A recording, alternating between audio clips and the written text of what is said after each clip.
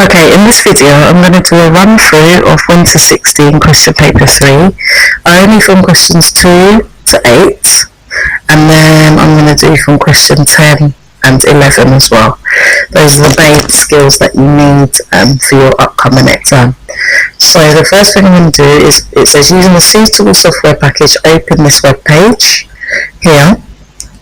I've already got the folder with all the files in it, so that you would have done that at the beginning of the question. So here, I just need to attach my folder to my site, so I'll just do that now. So I'm just going to go to site, new site, I'm just going to give it a name, and then attach my folder, which is here. And then, so here are all my files ready for me to use. So I need to go ahead and open the file, so I'll just double click. So here it is. So I'm in split view. As you know, you can work in whichever view you like. I like working in split view because I can see the code and the design. Right, so the first thing I'm going to do, it says replace the text A with your details. So I'll do that. Just move this out of the way. So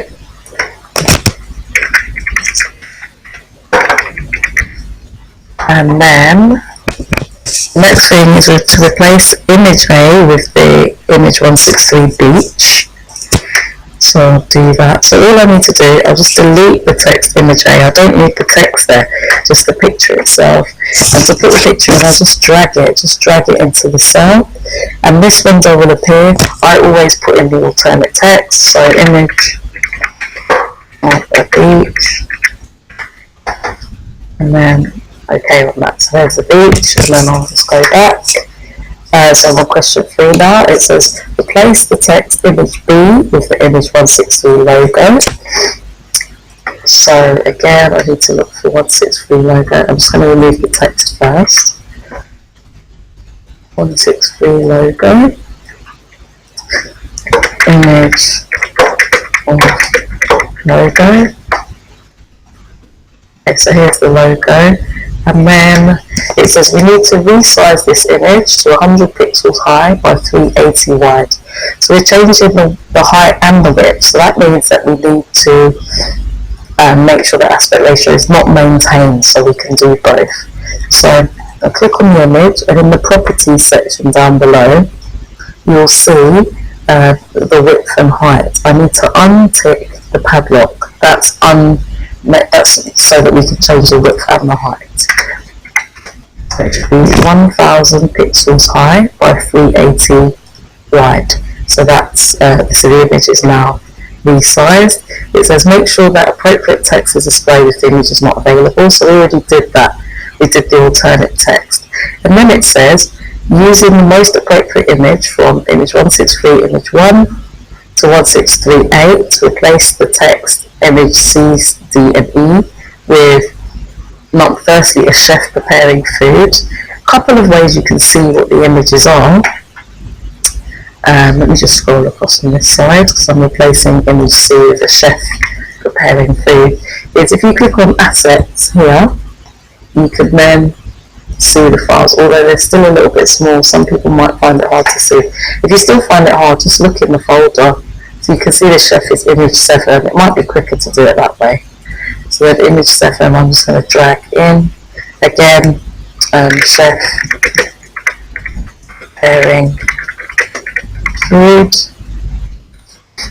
There's that image, and then the next one is an elephant ride and then a riverboat. So elephant ride is here, image 4, and riverboat is image 6. So image 4 is image D. So add that in. That's elephant ride. And then the next one down below is the riverboat, which is image 6.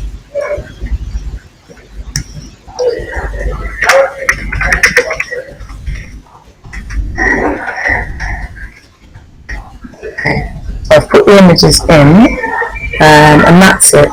So I'll finish question 4. So now question 5, it says make the text click here, a hyperlink to return to the top of the page.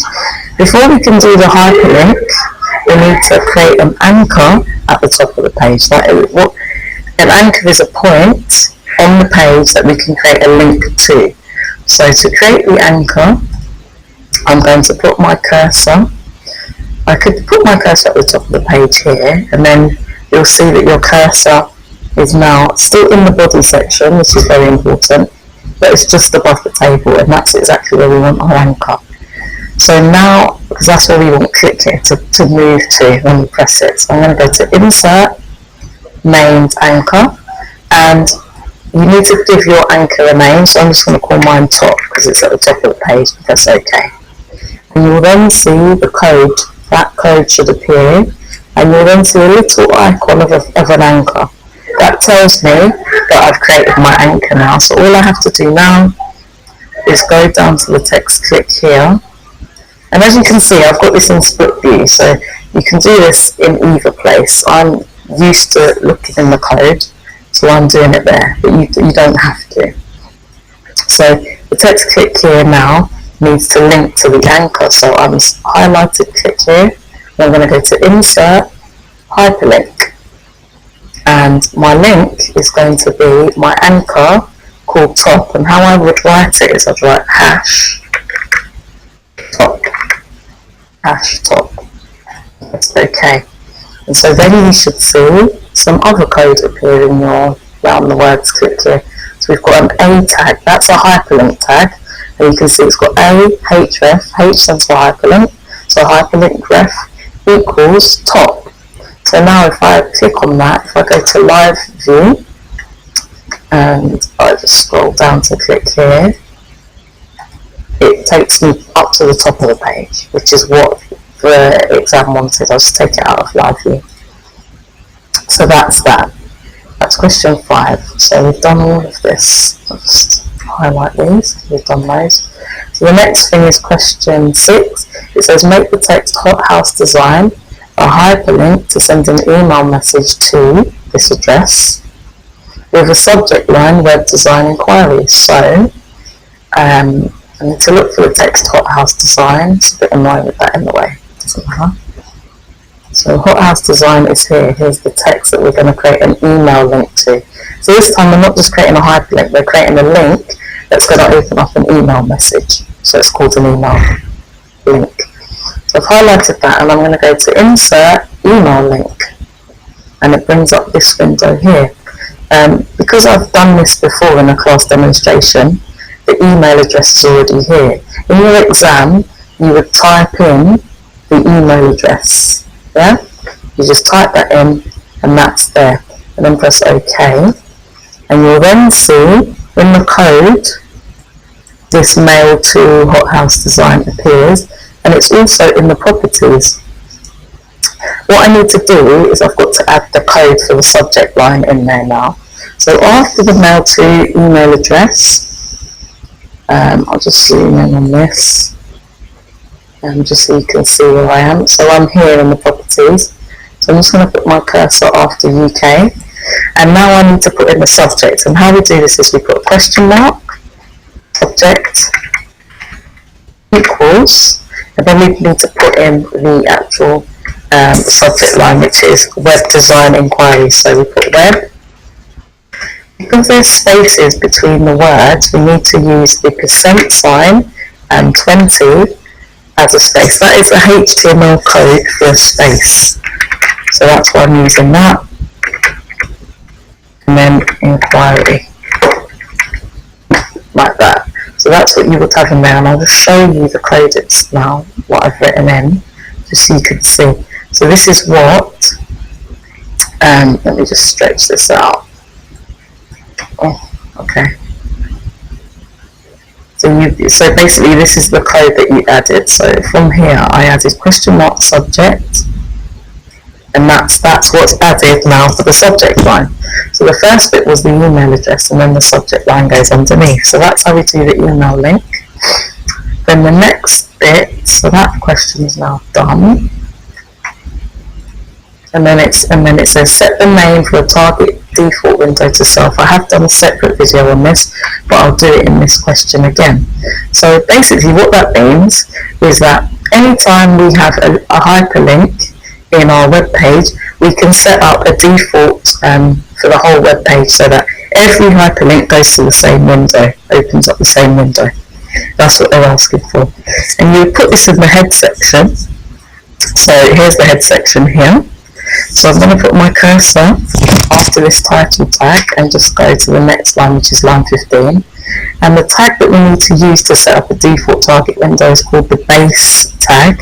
So I'm going to open my bracket, my angle bracket, and type in base, and there's the base tag. And it says in the question that we are setting a default target window to underscore self. That's the name of the window. So if I press the space bar, you'll see target, and then you'll see underscore self. So that's basically it. And then I just need to close my bracket there. That's the piece of code that needs to go in to ensure that there's a default target window to self. So that's that. So question 8 then, it says, make the image of the elephant ride a hyperlink to the web page for the Goa Elephant Sanctuary to open in a new window called blank. So the image of the elephant ride is here. So if I click on that, and then I need to go to the properties down here, and I need to go on the link. And if you click on the little folder icon, and then we need to find the window. We need to find the web page that they've asked us to link to. So these are the 4 web pages that we have in this question paper. So they said it should be a link to the web page for the Goa Elephant Sanctuary. Now none of them actually say that, but if you look, this one says GES, so we can assume that is for Goa Elephant Sanctuary. If you're not sure, you can always, I'm just going to press OK on that, and that is my link for that. And then the default target window is underscore blank. So that's how we'd answer the question. But what I wanted to say is, if you're not sure which web page is which, you could just open them all and have a look. So if I open the GES one, okay, so here it is, and let's just have a look at it. So that one, to me, it's pretty obvious that that's the web page that we're supposed to link our picture to. So I'm just going to go back to the question. Yeah, so it just says to the web page for the Goa Elephant Sanctuary. When you get a question like this, they're not expecting you to go on the internet and look for a web page for an actual website. They would have given you the web page in your folder. So you need to look through, and you need to find all the HTML or HTML files, they are the web page files, and find the one that you're supposed to create the link to, and just do what I just did.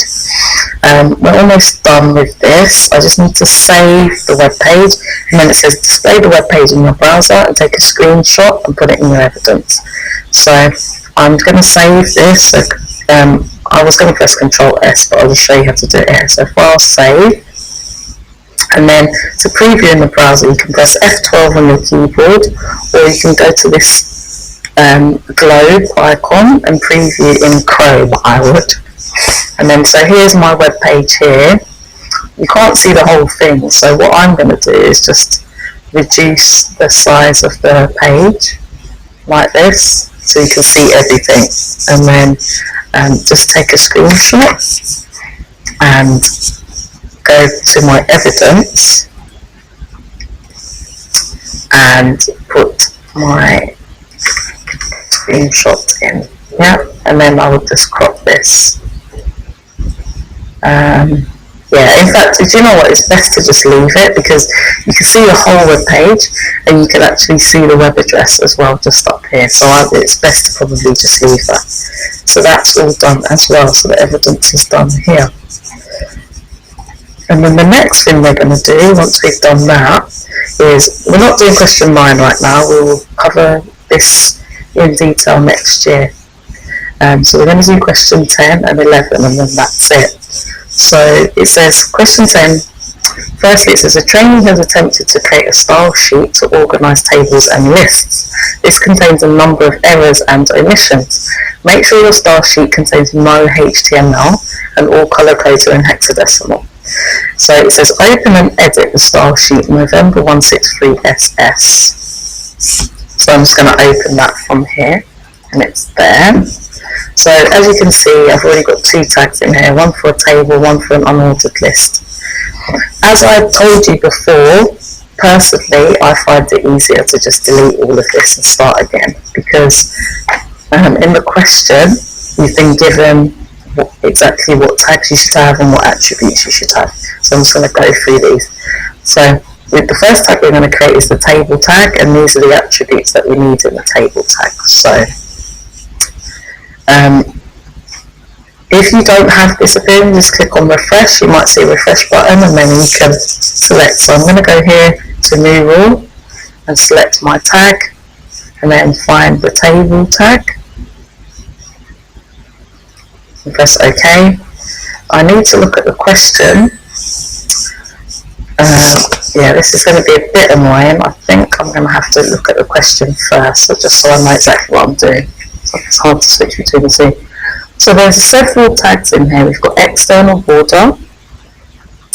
We've got an internal border. Now the internal border is not actually done in the table tag. That's done in the TD tag. Because remember I said there are two parts to a table. You've got the outside border, and then you've got grid lines which are on the inside of the table.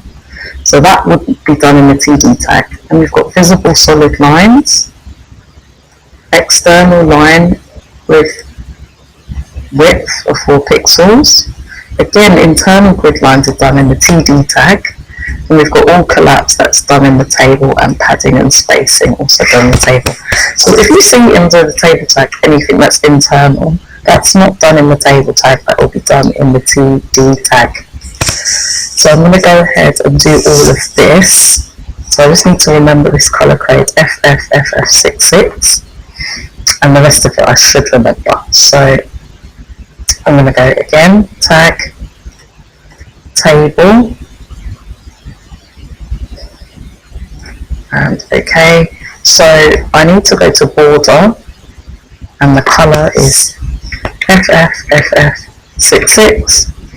The colour, the width is 4, and the style is solid. Select it from here. Okay, so those are the things for the border. The other thing we need to do is put in padding and spacing and collapsing of the borders. So if we go to box, padding is here, and the padding is 10. Spacing is not in here, and I'll show you how to do that in a sec. So that's all the things for the table tag, some of them. So we've done the border colour, we did solid lines, and the line of 4 pixels we've done, and we've done padding. So we need to do collapse and spacing.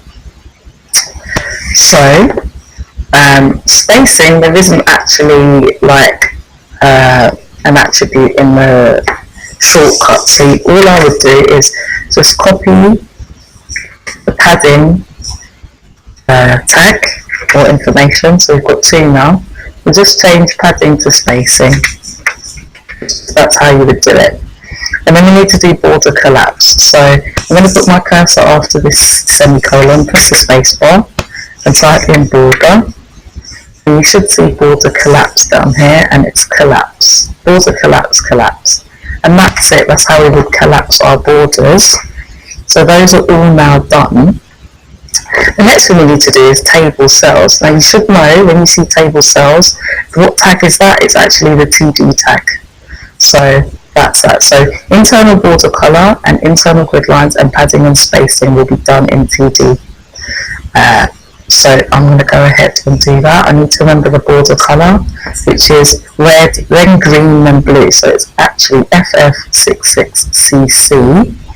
Grid lines are 2. That's basically the border width of the TD cells. Is going to be 2, and the padding and spacing is 10 as well.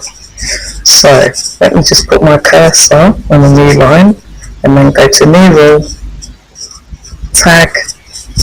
I need to look for TD, and OK, and again border, and I've forgotten the colour, which is really annoying. FF66CC, okay, so I'll just do that again.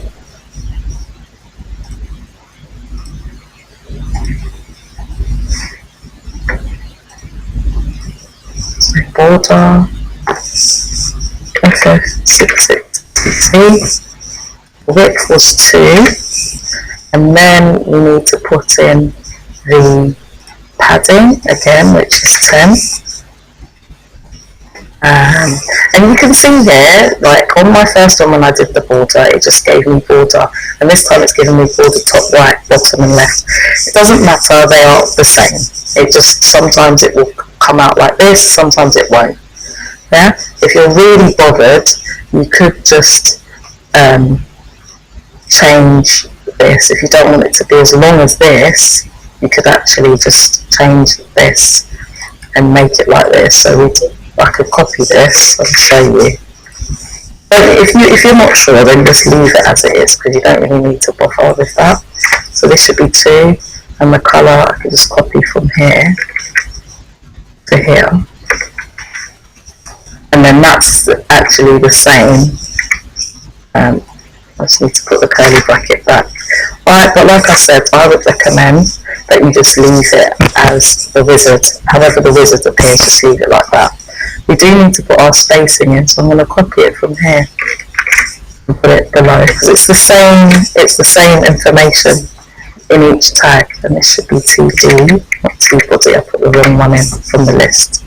You must check that. You can easily overwrite things, but yeah, it should be TD. So that's that. But like I said, if you're confused, it's fine for you to leave it as it originally was, because I've obviously been doing this for a while. I'm okay with deleting stuff, and you know, I'm confident. But if you're not, then just leave it.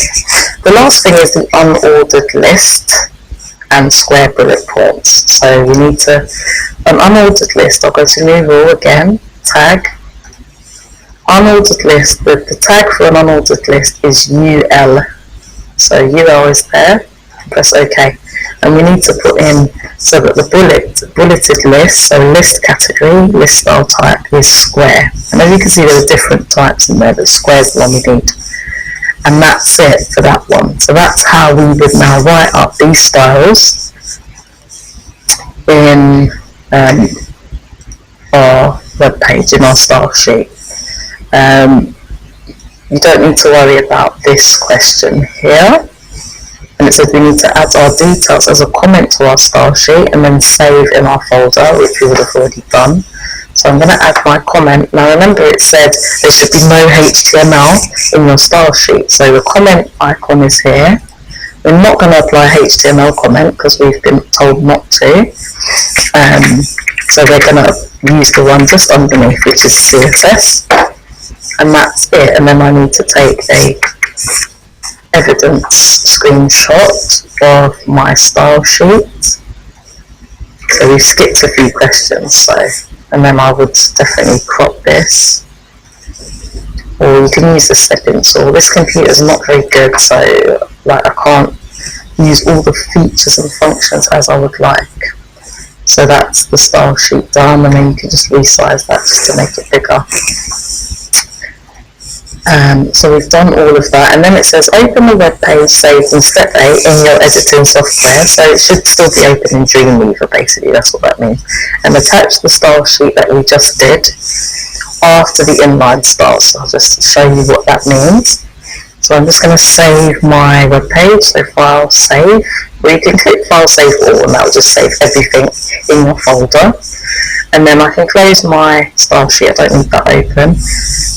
Make sure you've got the web page open, and then we go to, make sure you're on CSS styles and click on the link icon, and I'm going to browse for my style sheet that I just saved. You will have to save yours with the file name. For speed, I haven't saved mine with the right file name, but you must do that. And then press OK, and OK. And you should see, you see the border colours and everything are there. And what you need to check for is that the style sheet has gone underneath this style here where it says style tag. That's an inline style. So we're looking for the style sheet that we just created. As you can see, the code, it's underneath the style tag. So, and that's what they want. They said after the inline style. So this is the inline style, and our style sheet we've attached after it. It should automatically happen, but if it doesn't, you need to make sure that it does, because I'll be looking for that in your exam. You might think, oh, it's not collapsed the borders. If we go to live view, you'll see that the borders are collapsed. Yeah, they're all single lines, they're not double lines. And I'll just, go back there. And I think that's it for this particular question. There's nothing else. So we needed to display this in our browser and put the evidence in and take a copy of the HTML source. So I'll just do that just so you can see. So preview in Chrome. So here it is. I'm just going to zoom out so you can see everything. I think when I did the last screenshot, I didn't do it so you could see everything. So I would do that again. Just get to my evidence and put my screenshot in here of my web page, and then I need to put my HTML underneath. So I'm going to copy all of that from here, the code,